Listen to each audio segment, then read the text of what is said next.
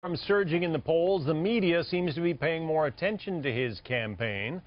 Let's bring in our News Watch panel. Rich Lowry is the editor of the National Review, also a Fox News contributor. Alan Colmes is the host of the Alan Colmes Show and a familiar face here at Fox. So is Rick Santorum surging, Rich, because of media attention or in spite of it? In spite of it. He made this happen on the ground, John. He went to all 99 counties, ran a very traditional Iowa campaign at a time when a lot of the smartest pundits were saying, you don't need to do that traditional work anymore. It's all about the debates and it's all about national advertising. So this surge is a product of hard work and a product also of all the other anti-Romney candidates collapsing around him. Alan, do you agree that it's hard work? And if so, does it deserve to be rewarded? Well, it's certainly hard work, and that he visited went to every part of the state. And it's also that the Republicans have speed dated every other Republican, and so there's nobody left except Rick Santorum. But once they get a load of some of the crazy things he said and done, like taking his 2-hour-old baby who died right after childbirth home and played with it for a couple of hours so his other children would know that the child was real. I mean, stuff like that. That's a cheap shot, Alan. That's not a cheap shot. That's crazy. No, it's not. Something that's that personal. No, it's not a cheap shot. And that is as that personal and hurtful as losing a child. I didn't interrupt you, Rich. And to mock it, like that is really beyond the pale and beneath you. You are mocking him. That is Rich, beneath you. First of all, I didn't interrupt you, but I'm not mocking him. I'm interrupting you because what you're saying is contemptible. Let me know when you're done. Well, you want me to keep going? Let me know when you're done. They lost a child, Alan. That's very serious, and it's not something you should be mocking on national TV. I'm not mocking the losing of the child, but what I'm saying is I think it shows a certain unusual attitude toward taking a 2-hour baby home who died to play with his other children. You might think that's a legitimate issue to bring up against him and to mock him about, but I'm guaranteeing you Republican voters aren't going to think that. Let me know when I can speak, okay?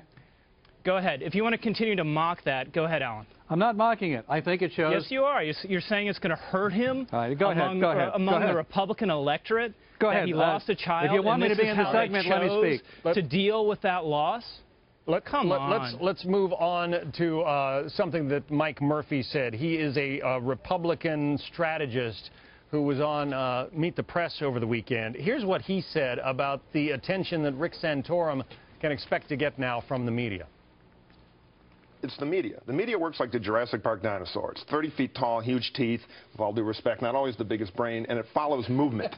And when it sees movement, Rick Santorum, it stomps over there and tries to eat Rick Santorum. What do you think about that, Alan? Well, I'd like to go back to finish what I wanted to say in the other segment that I was not allowed to finish. I do think it shows a lack of judgment. I think it shows a certain, behavior which is questionable. And I think it's something people do think about and consider when they're looking at a candidate.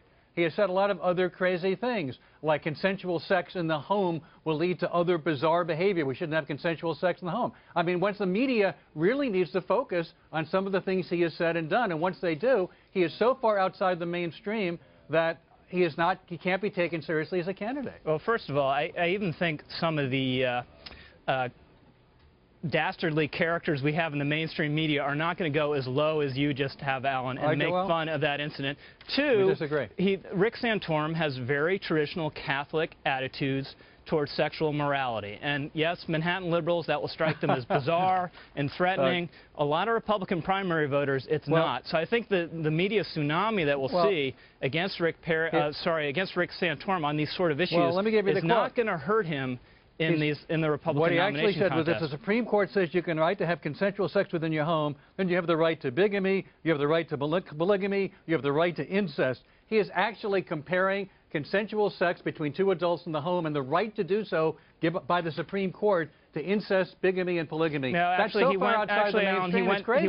He went back and said that's not what he was doing. The point he was making, is that even a liberal like you will make judgments about sexual morality when it involves things like bigamy and I'm giving you a direct quote, maybe you don't. Maybe you don't, Alan, for all I know. Maybe all you do is condemn people for marking the loss of their children in a way you disapprove of. But I think you probably make judgments about those kind of matters sexual matters when it involves I don't judge other people's behavior. consensual sexual matters. It's not my job to do that. All right. The issue, though, is it because the fact that so many of these Republican challengers, so many of the Republican candidates have sort of peaked in Iowa and then dropped in Iowa, is the Iowa caucus goer, Rich, now coming around and taking another look at Rick Santorum in a way that maybe they haven't before? Yeah, no, the timing is perfect for him, and it's partly a product of everyone else falling around him.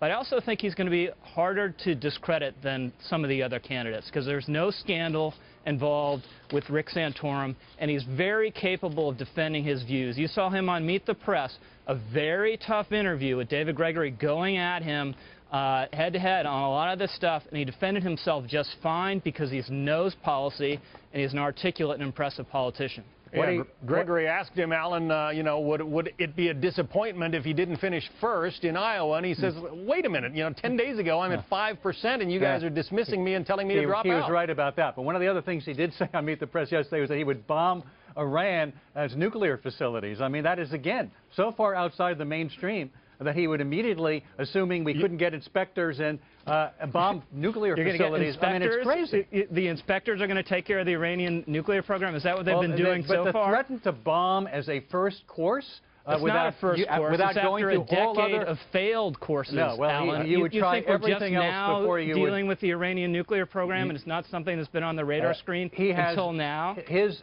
statement was, again, so far out the mainstream as it has been on almost every other issue. If you're really going to stop them, ultimately, probably that's what you have to do. Rich, if you would like him to be your candidate, as it sounds like it is, great. Let him be the nominee. Does that suggest, Alan, you don't think the president has one set of contingency plans on his desk right now that involves an airstrike against Iran? But you don't say, unless you do this, we're going to bomb you. Of course there are contingency plans, but the rhetoric is so overheated when you say something like that it's his that position, it leaves very little room for any other. Can I please finish the sentence? Position. It leaves very little room for any other option once you use that kind of overheated rhetoric. Alan, if someone asks you what you're going to do to stop the Iranian nuclear program as a presidential candidate, I know as a supporter of Obama you probably like confused and hazy answers, but he's actually saying what he believes and what he thinks is the only way to actually stop the program. But you look at the foreign policy, Rick Santorum also said he made fun of the Attorney General for a lax attitude toward bin Laden. Then, of course, the administration got him.